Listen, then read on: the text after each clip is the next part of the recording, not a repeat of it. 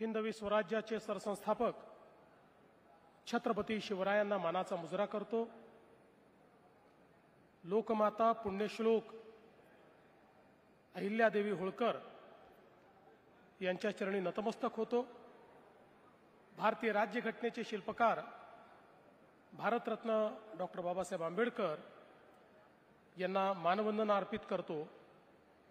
आणि आज पद्मश्री डॉक्टर विठ्ठलराव विखे पाटील आणि पद्मभूषण बाळासाहेब विखे पाटील यांच्या पुतळ्याचं अनावरण, साखर कारखान्याच्या नूतनीकरणाचा शुभारंभ अशा विविध कार्यक्रमांकरता आपल्यामध्ये उपस्थित झालेले भारताचे कणखर आणि कर्मठ गृहमंत्री आणि भारतामध्ये नव्याने सहकार रुजवण्याचं काम ज्यांनी सुरू केलंय ते भारत देशाचे पहिले सहकारिता मंत्री आदरणीय अमितभाई शहाजी, महाराष्ट्राचे लोकप्रिय उपमुख्यमंत्री एकनाथराव शिंदेजी, अजितदादा पवारजी, मुरलीधर मोहोळजी, चंद्रशेखर बावनकुळेजी।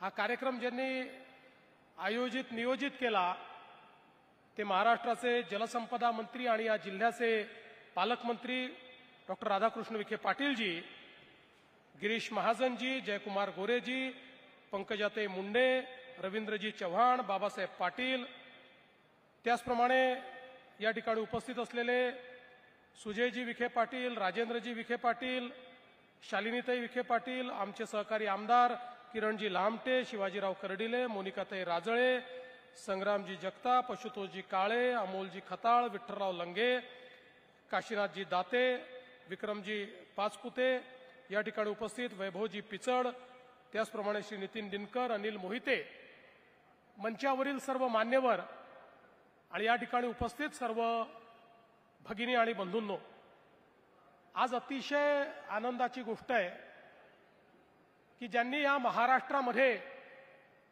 सहकाराची चळवळ रुजवली ते पद्मश्री डॉक्टर विठ्ठलराव विखे पाटील आणि ज्यांनी सहकार आणि जल नियोजन या क्षेत्रामध्ये या महाराष्ट्राला खूप मोठ्या प्रमाणात जागृत केलं असे पद्मभूषण बाळासाहेब विखे पाटील या दोनही महनीय व्यक्तींच्या पूर्णाकृती पुतळ्याचं उद्घाटन आज या ठिकाणी झालेलं आहे। हे केवळ उद्घाटन नाही आहे तर एक प्रकारे हे पद्मस्मरण आहे असं जर आपण म्हटलं तर ते चुकीचं होणार नाही। आणि त्यासोबत आमचे डॉक्टर सुजय विखे ज्या कारखान्याचे आता अध्यक्ष आहेत त्या कारखान्यानेही 10,000 टीपीडी इथपर्यंत आता मजल मारलेली आहे आणि त्या नूतनीकरणाचं उद्घाटन देखील आज अमितभाईंच्या हस्ते या ठिकाणी झालं। ही खरोखर अतिशय आनंदाची गोष्ट आहे। महाराष्ट्र ही सहकाराची पंढरी आहे।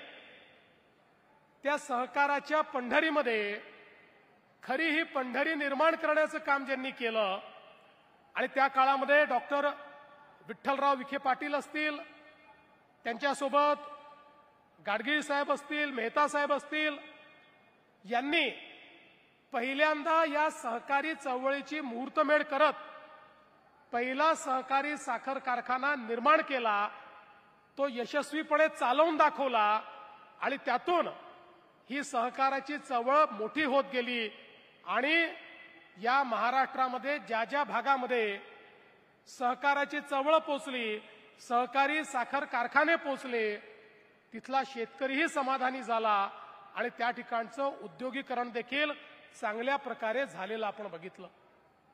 आणि म्हणूनच आज या संपूर्ण सहकाराच्या चळवळीत त्यांचं स्मरण करणं, खरं म्हणजे विठ्ठलराव विखे पाटील साहेब हे नाडी तज्ज्ञ होते। अनेक लोक आपली नाडी परीक्षण करण्याकरता त्यांच्याकडे यायचे आणि नाडी परीक्षण करून अचूक निदान करणारे हे पद्मश्री त्या ठिकाणी होते। पण व्यक्तीपेक्षाही समाजाची नाडी त्यांना योग्य समजायची, त्यामुळे समाजाच्या नाडीचं योग्य परीक्षण करून समाजाला काय हवंय, शेतकऱ्याला काय हवंय, समाजाचं स्वास्थ्य कसं चांगलं करता येईल या विचाराने हा कार्यक्रम त्यांनी या ठिकाणी रुजवला.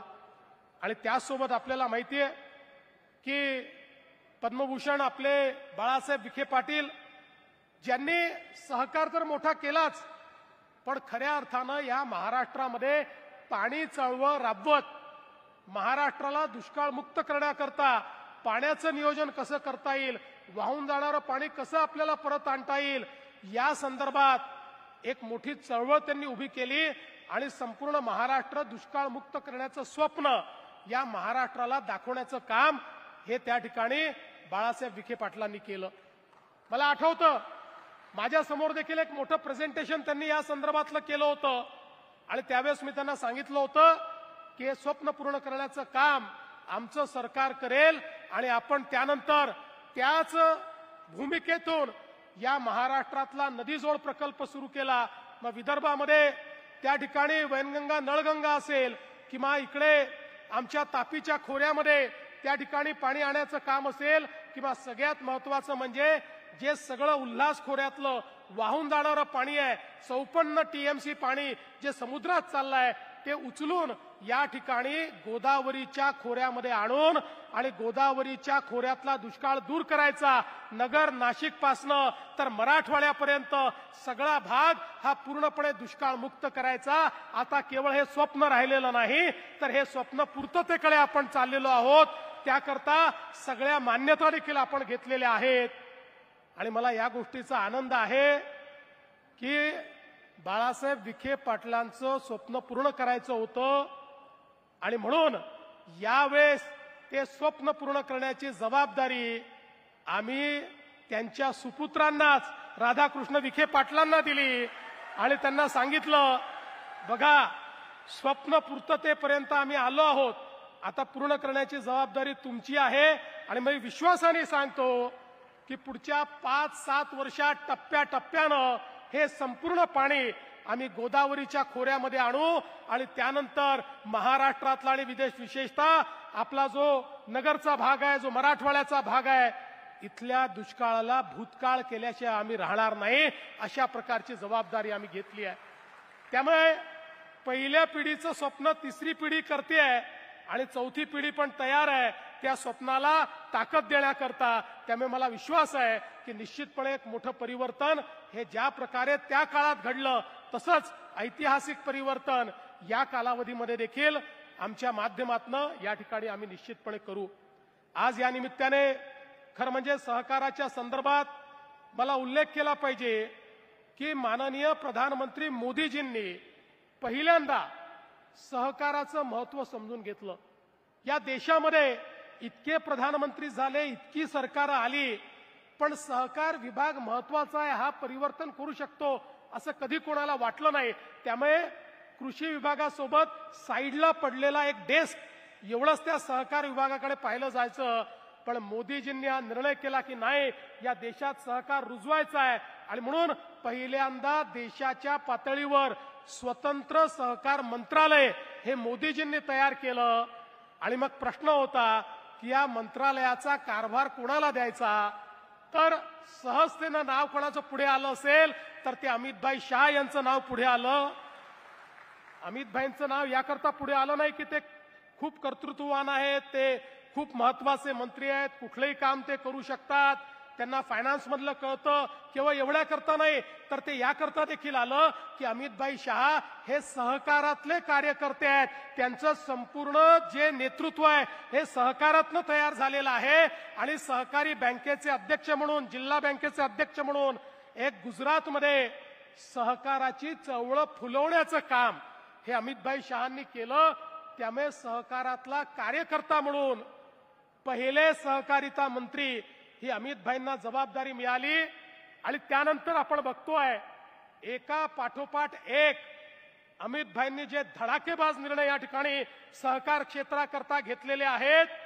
अनेक लोक जे या सहकार क्षेत्रावर आपली मक्तेदारी समजायचे तेही आता तोंडात बोटं घालू लागले की अमित शाह इतके निर्णय करतात कसे.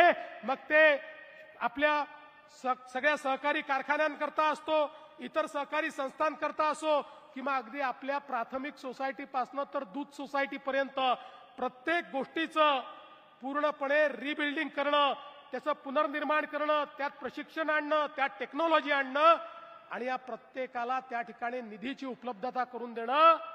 आज एकट्या महाराष्ट्राला वेगवेगळ्या पद्धतीनं त्यांच्या विभागाच्या माध्यमातून महाराष्ट्रातल्या संस्था बळकट करण्याकरता 8 ते 10 हजार कोटी रुपये हे माननीय अमित भाईंनी त्या ठिकाणी उपलब्ध करून दिले.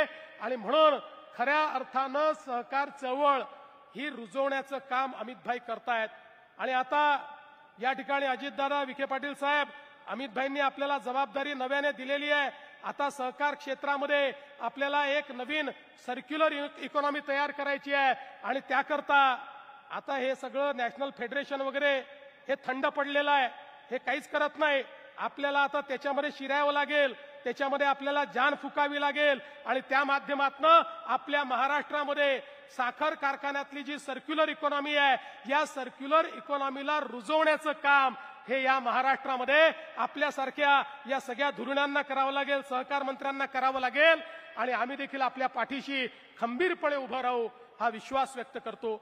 मी विखे पाटील साहेब आपलं राजेंद्रजीचे आभार मानतो की आपण आमच्या शेतकऱ्यावर संकट आलं तर आपण 1 कोटी रुपये हे मुख्यमंत्री सहायता निधीला दिले. मी याकरता आभार मानतो की काही लोक छोट्या मनाचे झाले आहेत. मागच्या काळामध्ये ज्यावेळी उच्चस्तरीय समितीची बैठक झाली आणि आम्ही साखर कारखान्यांना म्हटलं की 30-30 हजार कोटी रुपयाचे व्यवहार होत आहेत, 10-10 हजार कोटी रुपये सरकार तुम्हाला देत आहे, तर तुमच्या नफ्यातनं 5 रुपये हे शेतकऱ्यांकरता बाजूला काढून ठेवा. ते काय FRPतनं मागितले नव्हते. FRPतले पैसे हे शेतकऱ्याचे आहेत, नफ्यातले पैसे कारखान्याचे आहेत. आपण जर विचार केला तर या ठिकाणी 200 कारखाने आहेत, फार तर 25 लाख रुपये एका कारखान्याला त्या ठिकाणी आपण बाजूला शेतकऱ्यांकरता काढून द्यायला सांगितलं तर त्या कारखान्यातल्या काही लोकांनी, सगळ्यांनी नाही पण काही लोकांनी असा गजब उभा केला आणि म्हणाले शेतकऱ्याकडनं तुम्ही पैसे वसूल करताय, शेतकऱ्याकडनं पैसे वसूल करताय.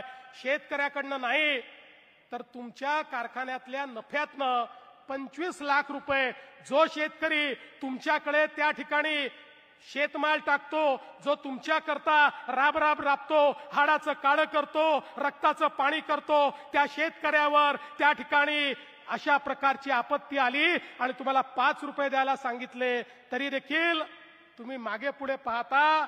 आता असे काही कारखाने मी शोधून काढले आहेत ज्यांच्याकडे शेतकऱ्याचा काटा मारला जातो. आता त्यांना मी दाखवणार आहे की तुम्ही शेतकऱ्याचा काटा मारून मारून या ठिकाणी पैसा जमा करता आणि शेतकऱ्याकरता 25 लाख रुपये द्या म्हटलं तर तुम्हाला त्या ठिकाणी देण्याची दानत नाहीये.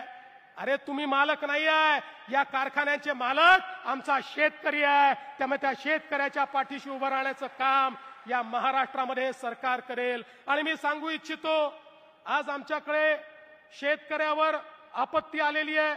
आपल्या अहिल्यानगरमध्ये देखील इतक्या मोठ्या प्रमाणावर कधी पाहिला नाही असा पाऊस आला. आमच्या शेतकऱ्यावर आपत्ती आहे. काही लोक या आपत्तीचंही राजकारण करू इच्छितात, पण त्यांना मी सांगतो काळजी करू नका. आमचं सरकार हे शेतकऱ्याच्या पाठीशी उभं आहे. कालच अजितदादा, मी आणि आमचे एकनाथराव शिंदेजी आम्ही सगळे बसलो आणि शेतकऱ्याला जास्तीत जास्त मदत काय करता येईल या संदर्भातला आराखडा तयार करणं सुरू केलाय. आमच्या पाठीशी अमितभाई शहा आहेत. त्यांनी सांगितलं काळजी करू नका, काय लागलं ते केंद्र सरकारच्या माध्यमातून देऊ. त्यामुळे मी निश्चितपणे आपल्याला सांगतो, भरीव मदत शेतकऱ्यांना देण्याकरता राज्य सरकार निर्णय करेल. आणि जे लोक आमच्यावर टीका करतायत त्यांनाही सांगतो, एकदा आरशात बघून घ्या, एकदा आरशात बघा. तुम्ही असताना काय तुम्ही केलाय हे तुम्ही एकदा आरशात बघा, त्याच्यानंतर आमच्यावर टीका करा. पण कोणी किती टीका केली तरी आम्ही पर्वा करणारे लोक नाही आहोत. कारण आम्हाला या ठिकाणी खुर्च्या तोडण्याकरता लोकांनी पाठवलेलं नाही, शेतकऱ्याची सेवा करण्याकरता पाठवलाय आणि ते केल्याशिवाय आम्ही थांबणार नाही. आणि म्हणून पुन्हा एकदा मी या ठिकाणी आमचे राधाकृष्ण विखे पाटीलजी, सुजय विखे पाटील या सगळ्यांचं मनापासून अभिनंदन करतो. आपण हे जे कार्य चालवतात, हा जो वारसा आपण चालवतात, त्याबद्दल आपल्याला मनापासून शुभेच्छा देतो आणि माझं बोलणं संपवतो. धन्यवाद. जय हिंद, जय महाराष्ट्र. मनापासून धन्यवाद साहब। इसके बाद मैं विनती करना चाहता हूं, ऑपरेशन सिंदूर के द्वारा शत्रु को फिर एक बार नए भारत की पहचान कराने वाले हमारे हिंदुस्तान के आधुनिक पोलादी पुरुष जिनको कहा जाता है, ऐसे सम्माननीय केंद्रीय गृह तथा सहकारिता मंत्री अमित जी शाह साहब इनको कि आप इस भव्य सभा को संबोधित करें।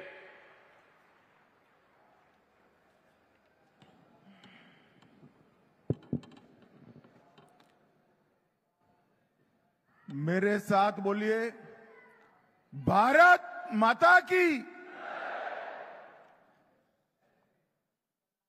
जरा जोर से बोलना पड़ेगा। शिवाजी महाराज का जयकारा हम सब लगाएंगे। मेरे साथ बोलिए, जय जय जय जय जय शिवाजी, जय जय जय जय जय भवानी। मंच पर उपस्थित महाराष्ट्र शासन के लोकप्रिय मुख्यमंत्री श्रीमान देवेंद्र फडणवीस जी, महाराष्ट्र के पूर्व मुख्यमंत्री और अभी के उप मुख्यमंत्री श्रीमान एकनाथ जी शिंदे, महाराष्ट्र के उप मुख्यमंत्री श्रीमान अजीत दादा पवार जी, मेरे साथी मंत्री मुरलीधर मोहोल जी, भारतीय जनता पार्टी के प्रदेश अध्यक्ष श्री रविंद्र चौहान जी, जिनके निमंत्रण पर मैं यहां आया हूं, ऐसे राधाकृष्ण विखे पाटिल जी,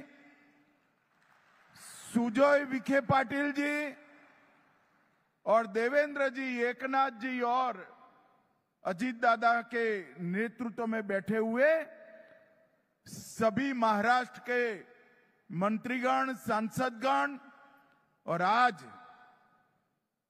पद्मश्री पाटिल और पद्म विभूषण बाला साहब विखे पाटिल को उनके कामों को याद करने के लिए एकत्र आए हुए सभी किसान भाइयों बहनों को मेरा प्रणाम, नमस्कार। मित्रों, आज मैं आया हूं, मुझे अच्छा लगा कि यह भूमि को, यह जिले को पुण्य श्लोक अहिल्याबाई के नाम के साथ जोड़ा गया है। जब एकनाथ जी मुख्यमंत्री थे, देवेंद्र जी उप मुख्यमंत्री थे, भाजपा सेना सरकार ने औरंगाबाद का नाम भी बदला और यहां अहिल्याबाई का नाम भी रखा। ये वही लोग कर सकते हैं जो शिव छत्रपति के अनुयायी हैं, जो औरंगजेब की धारा को आगे बढ़ाते हैं। उनमें इतना हिम्मत नहीं है कि औरंगाबाद का नाम धर्मवीर संभाजी महाराज के नाम से। भाइयों बहनों, आज प्रवरा नगर में आया हूं। पूरे देश में ये नगर सहकारिता की पंडरी के रूप में माना जाता है और इसका मूल कारण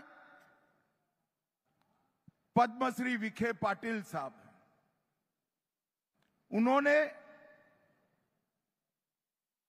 पूरा जीवन इस क्षेत्र के, महाराष्ट्र के किसानों के कल्याण के लिए लगाया। इसके लिए मैं बाद में बहुत डिटेल में बात करूंगा, परंतु सबसे पहले महाराष्ट्र के किसानों पर एक प्रकार से इंद्रदेव ने इस बार आफत भेजी। 60 लाख हेक्टेयर से ज्यादा किसानों की भूमि और उनकी फसल बर्बाद हुई। वित्तीय वर्ष 25-26 में केंद्र के शहर के तहत 3,132 करोड़ रुपया हमने महाराष्ट्र सरकार को दिया है। उसमें से जो 1,631 करोड़ रुपया था वो अप्रैल को ही दे देने का काम हमारे नेता नरेंद्र मोदी जी ने किया है। और महाराष्ट्र सरकार ने भी कई सारी पहल किसानों को मदद करने के लिए करी है। कई सारे फैसले किए। 2215 करोड़ का राहत पैकेज दिया, जिससे 31 लाख से ज्यादा किसानों को मदद मिलेगी। 10,000 रुपया नकद और 35 किलो खाद्यान्न देने का भी महाराष्ट्र सरकार ने इनिशिएटिव लिया है। केवाईसी की शर्तों को एक बार के लिए थोड़ा रिलैक्स करा है। शॉर्ट टर्म फाइनेंस के ऋण को वसूली पर रोक लगाई। भू राजस्व और स्कूल की परीक्षा में भी छुट्टी देने का काम किया है। ये आपका महाराष्ट्र सरकार का त्रिमूर्ति जो है, देवेंद्र जी, एकनाथ शिंदे और अजित दादा, तीन में से एक भी बनिया नहीं है, मगर ये तीनों बनिए से पक्के हैं। मुझे पद्मश्री पाटिल का मूर्ति का अनावरण कर बुलाया और पूछ लिया तरीके से, अच्छे तरीके से, कि भारत सरकार महाराष्ट्र के किसानों के लिए क्या करेगी। कल ही तीनों ने लंबी बैठक मेरे साथ करी है। मैंने मोदी जी की ओर से उनको आश्वस्त किया है कि महाराष्ट्र सरकार हमें डिटेल रिपोर्ट भेज दे। मोदी जी महाराष्ट्र के किसानों की मदद करने में जरा भी देर नहीं लगाएं। और मित्रों, ये सब इसलिए हुआ है कि किसानों की चिंता करने वाली एक सरकार महाराष्ट्र के लोगों ने चुनकर लाई है। हमारे एनडीए के सभी विधायक अपने 1 महीने का वेतन सीएम रिलीफ फंड में दिया है। अभी अभी राधाकृष्ण विखे पाटिल जी ने शुगर मिल से भी घोषणा की और देवेंद्र जी की अपील को प्रतिसाद देने के लिए कई सारे ट्रस्ट भी आगे आए हैं। भाइयों बहनों, आज यहां मेरे आने का एकमात्र कारण है पद्मश्री डॉक्टर विठ्ठलराव विखे पाटिल और डॉक्टर बाला साहब विखे पाटिल के पुतले का, आदमकद से भी ऊंचे पुतले का अनावरण करना और उनको कार्य की अंजलि देना। डॉक्टर विठ्ठलराव विखे पाटिल जी भारत के सहकारिता के आद्य पुरुषों में से एक। महाराष्ट्र के सहकारिता का इतिहास उठाकर जब अभ्यास करते हैं, पद्मश्री विखे पाटिल, धनंजय राव गाडगिल और वैकुंठ भाई मेहता, ये त्रिपुटी ने महाराष्ट्र के किसानों के लिए सहकारिता की नींव डालने का काम किया। और पद्मश्री पाटिल ने समग्र दुनिया में एक प्रकार से सबसे पहला कोऑपरेटिव साकर कारखाना डालने का काम हमारे पद्मश्री पाटिल ने किया। और इसके कारण न केवल महाराष्ट्र, गुजरात, कर्नाटक, उत्तर प्रदेश, कई राज्यों के किसान समृद्ध हुए हैं और साकर कारखाना, उसका मुनाफा व्यापारी के घर में जाने की बजाय किसानों के बैंक अकाउंट में जाने की व्यवस्था आज देश में बनी है। तो उसके पुरोधा, इसके स्थापक डॉक्टर विठ्ठलराव विखे पाटिल जी थे। मैं आज वो महान आत्मा को मनपूर्वक याद करना चाहता हूं। उनके ही सुपुत्र डॉक्टर बाला साहब विखे पाटिल जी, इन्होंने कोऑपरेटिव को तो मजबूत किया, मगर कोऑपरेटिव इंस्टीट्यूशन के माध्यम से शिक्षा, स्वास्थ्य और ग्रामीण विकास, ये तीनों क्षेत्र के अंदर कोऑपरेटिव का मुनाफा से विकास करने की एक नई परंपरा बाला साहब विखे पाटिल ने डाली। 8 दशकों से अधिक लंबे अपने जीवन में 7 बार सांसद चुनकर आए और अटल जी की सरकार में उन्होंने बहुत अच्छे से काम भी किया। मैं 2 बार उस वक्त उनको मिला था। हमारे गुजरात में एक माधुपुरा कोऑपरेटिव बैंक डूब गई थी, तब वो वित्त मंत्री का काम संभाल रहे थे, एमओएस वित्त थे। हम उनके पास गए थे, उनकी महत्वपूर्ण भूमिका थी आरबीआई को एक revival package Madhupura mercantile cooperative bank को देने के लिए, और यह इतना बड़ा योगदान था जिसके कारण 225 कोऑपरेटिव बैंक गुजरात के बच गए थे और बड़े संकट से उभर कर बाहर आए। इसलिए मैं डॉक्टर बाला साहब विखे पाटिल जी को भी बहुत मनपूर्वक इस समारंभ में याद करना चाहता हूं। और उनका जो पुतला लगा है, वो चौक को, वो स्थान को पद्म सम्मान का बहुत अच्छा नाम देने का काम राधा कृष्ण विखे पाटिल जी और सुजोय ने किया है।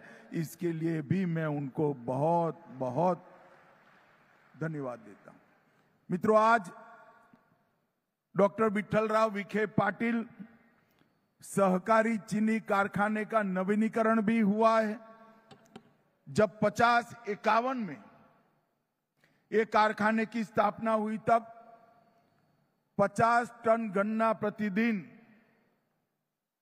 की क्षमता से शुरू हुई थी और आज 72 टन गन्ना प्रतिदिन ये प्रोसेस करता है और आने वाले समय में 7200 मैट्रिक टन प्रतिदिन से आगे बढ़कर 15,000 टन प्रतिदिन तक एक क्षमता का विस्तारण होगा। जब मोदी जी ने सहकारिता मंत्रालय की स्थापना की, तब सहकारिता क्षेत्र में सहकारी चीनी मिलों को मजबूत करने के लिए एनसीडी की योजना आई और जो अच्छे यूनिट थे उसको हमने फाइनेंस किया और उसी में से ही आज डॉक्टर विठ्ठलराव विखे पाटिल सहकारी चीनी कारखाने का विस्तरण हो रहा है। और मित्रों, ये शुगर मिल ने अल्कोहल डिस्टिलेशन संयंत्र जो 70 में लगाया, 15 KLPD की इनकी क्षमता थी, आज 92 KLDP का हुआ है और हमने 240 KLDP ले जाने की उनको मंजूरी दे दी। इथेनॉल संयंत्र 20 KLDP का था, अब 150 KLDP का हुआ है। बायोगैस प्लांट 12,000 क्यूबिक मीटर पर दिन था, अब 30,000 तक काम करता है। और को जनरेशन प्लांट 30 मेगावाट से 68 मेगावाट तक पहुंचा है।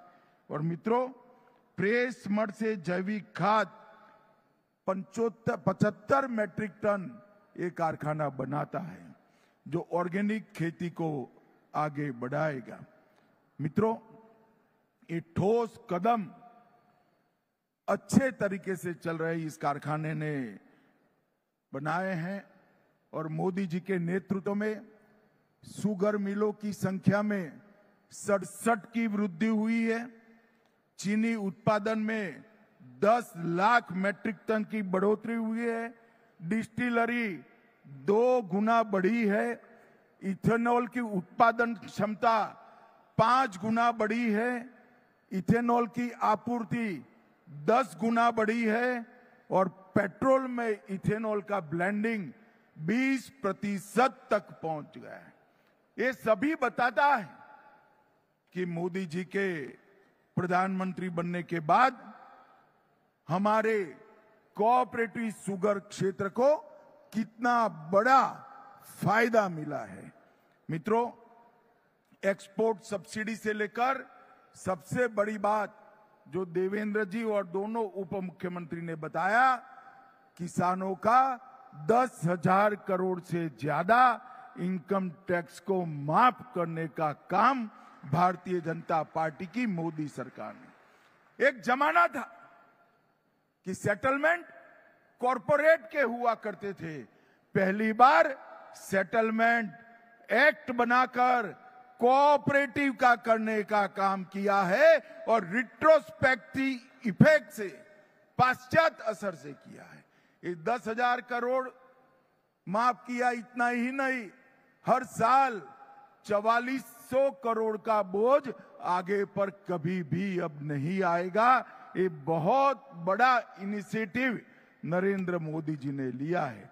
मित्रों, आज मैं यहां आया हूं तब सहकारिता शुगर कारखानों को, सारों को एक अपील करना चाहता हूं कि आपके इथेनॉल संयंत्र को मल्टी फीड इथेनॉल संयंत्र बनाएं। इसके अंदर सब्जियों का कचरा, मक्के से इथेनॉल बनाने की व्यवस्था और चावल से इथेनॉल बनाने की व्यवस्था भी आप कर सकते हैं। और ये बदलाव के लिए जो लोन चाहिए वो लोन एनसीडीसी भारत सरकार की संस्था उपलब्ध कराएगी। और हमने सारी कोऑपरेटिव से इथेनॉल खरीदी में उनको प्रायोरिटी दिया है। निजी कंपनी है तो इसका इथेनॉल बाद में लिया जाएगा, कोऑपरेटिव कंपनी है, कारखाना है तो इसका पहले लिया जाएगा। एनसीडीसी की ऋण योजना से 10,000 करोड़ रुपए हमने प्रदान किया है और शीरा पर जीएसटी 28% था, उसको 5% करने का काम नरेंद्र मोदी जी ने कहा है। मित्रों, जीएसटी के लिए मैं और एक बात करना चाहता हूं। अभी अभी नरेंद्र मोदी जी ने नवरात्रि के पहले दिन पर 395 चीजों पर जीएसटी को कम किया है। और कम किया है उसमें खाने पीने की लगभग सभी चीजों पर 0% जीएसटी कर देश की जनता को और विशेषकर माताओं बहनों को फायदा पहुंचा है। और बाकी सारी चीजों पर 28%, 18% की जगह 5% किया है। मगर इससे जनता को तो निश्चित फायदा होगा, हजारों करोड़ का फायदा होगा, मगर आपने देश के लिए भी सोचना है।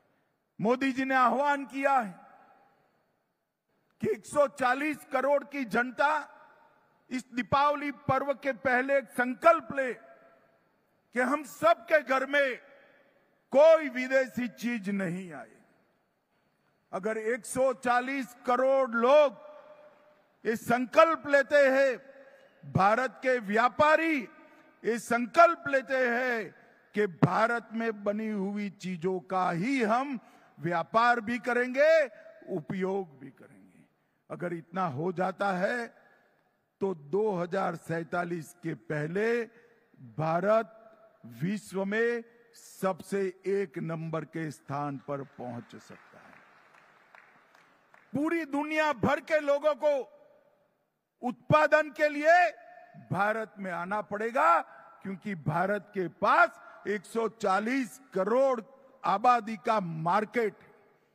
मगर ये मार्केट तभी भारत के उपयोग में आ सकता है कि हम सब तय करें कि हमारे परिवार में स्वदेशी चीजों का ही उपयोग होगा।